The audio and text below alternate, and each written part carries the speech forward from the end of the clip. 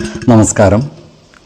വേദാംഗ ജ്യോതിഷത്തിലെ അമൂല്യമായ അറിവുകളും ആധ്യാത്മിക ജ്ഞാന ഉപദേശങ്ങളും പകർന്നു തരുന്ന പ്രശാന്തം ആസ്ട്രോ ചാനലിലേക്ക് ഏവർക്കും സ്വാഗതം.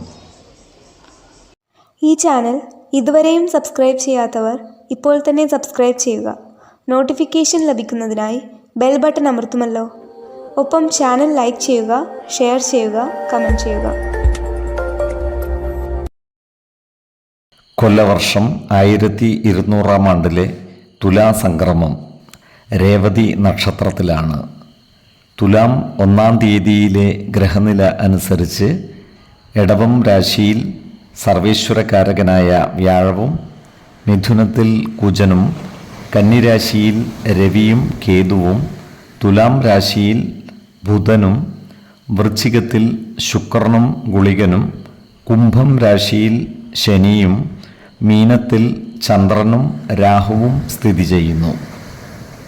ഭരണി നക്ഷത്രത്തിൽ ജനിച്ചവർക്ക് തുലാമാസം ഗുണഫലങ്ങൾ കൂടിയിരിക്കും. ഈ നക്ഷത്രക്കാർക്ക് കർമ്മ മേഖലകളിൽ കാര്യങ്ങൾ അനുകൂലമായിരിക്കും. ഏറ്റെടുക്കുന്ന പ്രവൃത്തികളിൽ വിജയം വരിക്കുവാൻ ഇവർക്ക് സാധിക്കുന്നതുമാണ്. ഈ നക്ഷത്രക്കാർക്ക് സന്താനങ്ങളിൽ നിന്നും ഗുണഫലങ്ങൾ ലഭിക്കുവാനുള്ള യോഗം കാണുന്നുണ്ട്. അതുപോലെ ബന്ധുജനങ്ങളിൽ നിന്നും സഹായ സഹകരണങ്ങൾ ഇവർക്ക് ലഭിക്കുന്നതാണ്. എന്നാൽ ഇവരോട് ശത്രുതാ മനോഭാവത്തോടെ പെരുമാറുന്നവരുടെ എണ്ണം വർദ്ധിക്കുവാനുള്ള സാധ്യതകളും കാണുന്നുണ്ട്.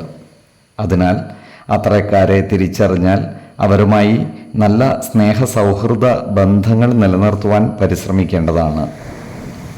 ഈ നക്ഷത്രക്കാർ ചില കാര്യങ്ങൾ ആലോചിക്കാതെ പ്രവർത്തിക്കുന്ന സ്വഭാവം കാണിക്കുവാൻ ഇടയുണ്ട്. അത്തരം പ്രവൃത്തികൾ കഷ്ടനഷ്ടങ്ങൾ വരുത്തി വെക്കുകയും ചെയ്യുന്നതാണ്.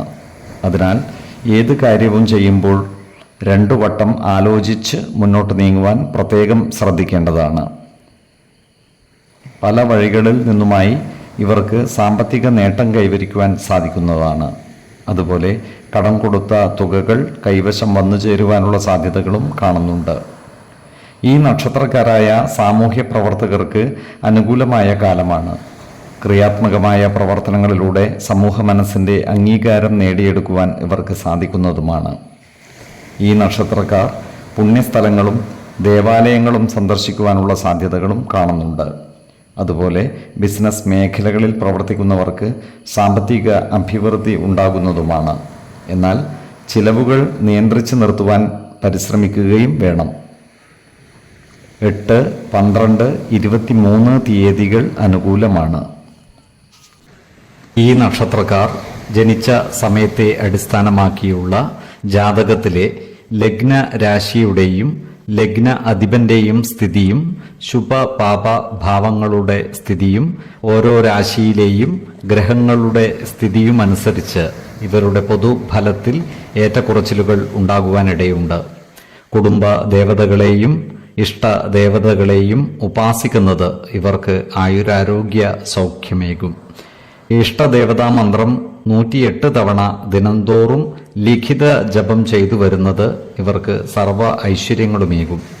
നല്ല വ്യക്തി സാധനകളോടെയും ഉപാസനകളോടെയും മുന്നേറിയാൽ സർവേശ്വരാനുഗ്രഹത്താൽ ഇവരുടെ സർവകാര്യങ്ങളും മംഗളകരമാകും. നന്ദി, നമസ്കാരം. ജ്യോതിഷരത്നം പ്രശാന്ത് കണ്ണോം.